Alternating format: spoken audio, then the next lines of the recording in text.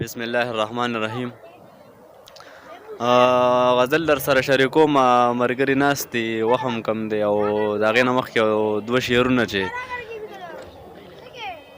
لږ په زړه باندې پام کوه کاپرې، لږ په زړه باندې پام کوه کاپرې، لږ د مینې احترام کوه کاپرې، که تا نه ویني په سترګو باندې ړوند دی خیر دی ته پې لږ سلام کوه کاپرې. غزل در سره شریکومه چې دا دنیا غوره پانی ده په دې مه نازېږه، دا دنیا غوره پانی ده په دې مه نازېږه، دغه خندا دې لباسي ده په دې مه نازېږه، د بېبې خپې ښکل که بابا نه دعاګانې واخله، د بېبې خپې ښکل که بابا نه دعاګانې واخله، دغه نیمګړې زندګي ده په دې مه نازېږه، ته به تر څوره دې ځوانۍ په نشه مسته ګرځې، ته به تر څوره دې ځوانۍ په نشه مسته ګرځې، دغه یو څو ورځې ځواني ده په دې مه نازېږه، وسې پته که انتظار کوې د څه یې کوې، دغه یاري بس خواري ده په دې مه نازېږه. نوي یو څو شعر دی چې اشنا لیونی شوی په سلګو مې ساه وباسي، اشنا لیونی شوی په سلګو مې ساه وباسي، ملګرو اوس د زلفو په رسو مې ساه وباسي، اشنا لیونی شوی په سلګو مې ساه وباسي، ملګرو اوس د زلفو په رسو مې ساه وباسي، او جوړه جوړه ګرځېږي ورته هېڅ ویلی نشم،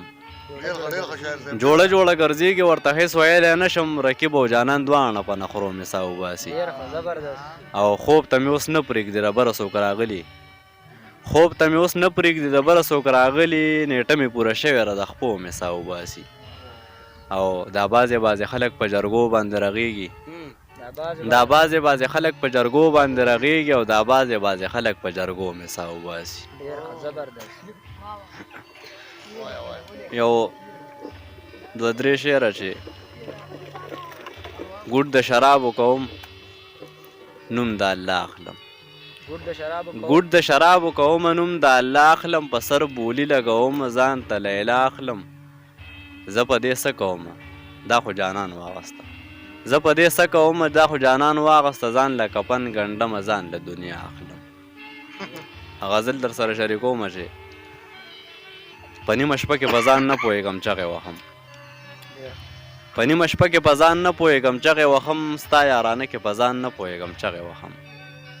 جانان رښتیا وایي که ښه سې راته زړه غولوي، جانان رښتیا وایي که ښه سې راته زړه غولوي، د یار کوڅه کې په ځان نه پوهېږم چغې وهم، خره کوڅه کې ماشومان مې اوس په کاڼو ولي، خره کوڅه کې ماشومان مې اوس په کاڼو ولي، خره کوڅه کې په ځان نه پوهېږم چغې وهم، د خدای لپاره مې په خپلو لاسو ساه وباسه، د خدای لپاره مې په خپلو لاسو ساه وباسه، ستا دروازه کې په ځان نه پوهېږم چغې وهم، که ته مې نه وژنې جانانه نو ساقي مې وژني، که ته مې نه وژنې جانانه نو ساقي مې وژني، په میخانه کې په ځان نه پوهېږم چغې وهم، او که یې وجلی وی نو داسې به بېغمه پروت وی، که یې وجلی وی نو داسې به بېغمه پروت وی، په هدیره کې په ځان نه پوهېږم چغې وهم، او هسې په مونځ کوم جانان ته په دوا کې غواړم، هسې په مونځ کوم جانان ته په دوا کې غواړم، خو په مانځه کې په ځان نه پوهېږم چغې وهم.